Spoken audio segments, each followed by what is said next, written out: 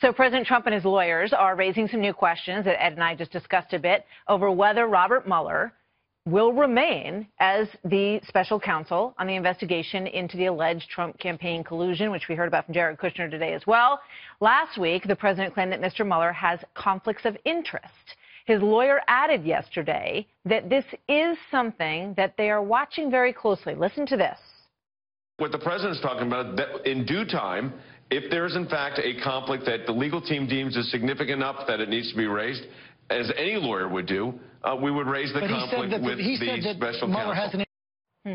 Jonathan Turley, renowned constitutional law attorney and professor at George Washington Law School. Jonathan, good evening. Good to see you tonight. Hi, Martha. It's interesting when you follow the Trump administration, you see sort of these little markers being put down in certain areas, and the argument is being perhaps touched on, constructed at some level that there's a conflict of interest with Robert Mueller. How difficult is that ground, and should they be going in that direction, do you think? It's very difficult. I'm one of the people that actually has raised the issue of the conflicts with Mueller. I think Mueller's appointment was a mistake by Rod Rosenstein because of his history with Comey. But more importantly, he interviewed for Comey's job, and that probably should have taken him off the list. But these conflicts, in terms of appointing people that have made contributions, are not going to be successful at the Department of Justice.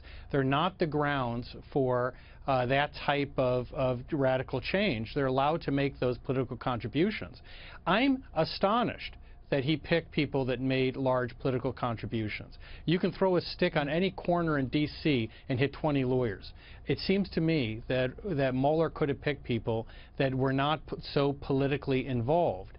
But having said that, you're not going to see a change, I think, through the Department of Justice. Now, when you're talking about firing Mueller, he could probably do that. It would put him in the biggest jam since Taft got stuck in the White House bathtub. I mean, it is a really bad idea. Because think about how this would work, Martha. He couldn't talk to Sessions because Sessions recused himself. He would go to Rosenstein, who appointed Mueller, and say, fire him. Rosenstein presumably would say no, and he would either be fired himself or resign. Then the president would have to find a sort of Bob Bork who's willing to do what Rosenstein wouldn't do. You could go through that leadership having resignation after resignation. In the meantime, people would cite that as a basis for impeachment. They would move to try to pass the Independent Counsel Act. It wouldn't end this. It would prolong it. So I just want to put up on the screen a quote from President Trump, and this was in that New York Times interview that he did a Friday ago. He said, "We were interviewing replacements at the FBI. Did you know Mueller was one of the people that was being interviewed? The next day, he's appointed special counsel." Talk about conflicts, the president said. "There were many other conflicts that I haven't said, but I will at some point." That's a loaded statement. Well, frankly, Mr. President, you should just tell us. But I happen to agree with him that Mueller's selection was highly problematic.